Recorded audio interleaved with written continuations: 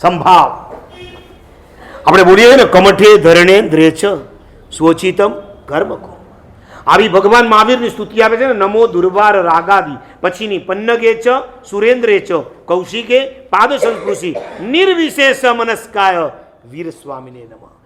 ચંડ કૌશિક એમના ચરણોની અંદર ડંખ મારે અને ઇન્દ્ર મહારાજા એમના ચરણોમાં મસ્તક ઝુકાવતા ભગવાન મહાવીર બંને પ્રત્યે કેવો ભાવ હતો? સંભાવ હતો. એક ચોમાસામાં કદાચ મહાત્માઓ એમની સેવા કરતા હોય અને એક ચોમાસામાં એ મહાત્માની સેવા કરતા હોય, એમને બંને પ્રત્યે સંભાવ હતો. આ સંસારની કપરામાં કપરી સાધના હોય તો માંસ ખમણ નથી, તો શ્રેણી તપ છે નથી. સીધી તપ, શ્રેણી તપ કે માંસ ખમણ કરતા પણ કપરામાં કપરી સાધના હોય ને, એ સંભાવની છે. સંભાવ તમને સરસ મજાની ભેટ આપે છે, દુઃખને માપવું જ નથી. જ્યાં સંભાવ હશે ત્યાં જ આ સંભવી શકે છે, મારે દુઃખને માપવું નથી. નંબર 2, રમ્ય ઘોષ મહારાજનું બીજું સૂત્ર હતું, મારે દુઃખને આપવું નથી. તમે શેમાં બેમાંથી? માપવામાં કે આપવામાં? બેઉમાં. જે માપવામાં હોય એ જ આપવામાં હોય. સમજ્યા? મારે દુઃખને આપવું જ નથી.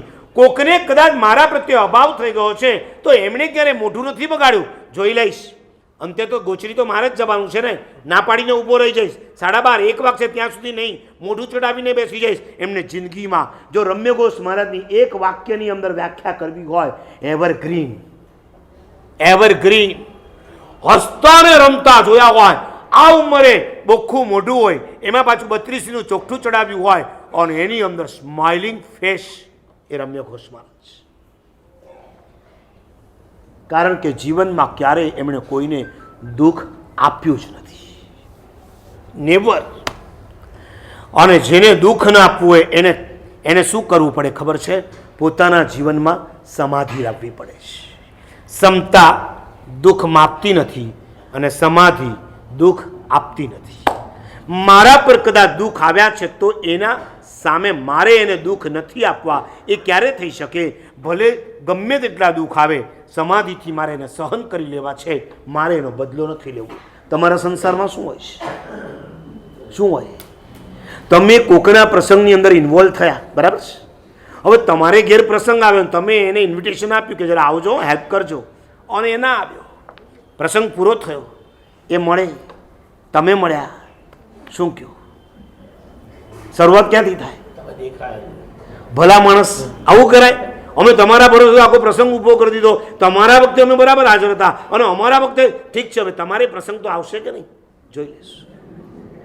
થાય કે ન થાય?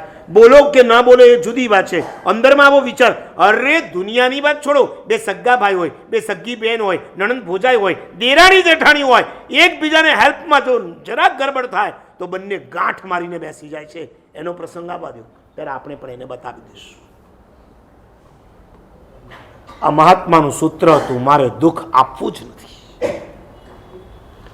મને જે દુઃખ આવે એને મારે સહન કરવા છે, પણ સામી વ્યક્તિને મારે કોઈ દુઃખ આપવા નથી. એ હંમેશા પાણી જેવા રહ્યા છે. પાણીની વિશેષતા શું? એને ગ્લાસમાં નાખો તો એનો આકાર કયો થઈ જાય? ગ્લાસનો. અને થાળીમાં મૂકો તો થાળીનો, વાટકીમાં મૂકો તો વાટકીનો, અને તપેલીમાં મૂકો તો તપેલીનો.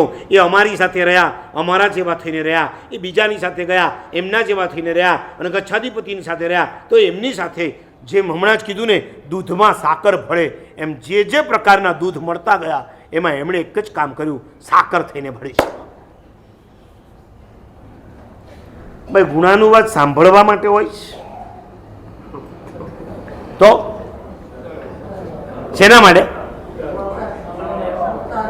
ઉતારવા ક્યાં? નોટબુકમાં. યસ, એપ્લાય કરો. સપ્લાય ન કરી શકો તો કાંઈ નહીં, કમસે કમ અપ્લાય તો કરો. આજના એમના 3 ચરિત્ર, 3 દ્રષ્ટાંત, 3 પ્રસંગ, 3 ઘટના સાંભળ્યા પછી તમે નક્કી કરો કે આપણા જીવનમાં કમસે કમ હવે આપણે આ માર્ગે ચડવું છે. દુઃખ આપવું નથી અને દુઃખ માપવું નથી. અને એ બે માટે જોઈએ, એક માટે સમતા જોઈએ અને બીજા માટે સમાધિ. મહાવીરે ક્યારેય દુઃખ માપ્યા જ નહોતા. આવે ભલે ને આંધી તુફાનો, પર્વત શિલાઓ ગબડી જાય, દાદા તારો દીવડો કદી ના પૂછે.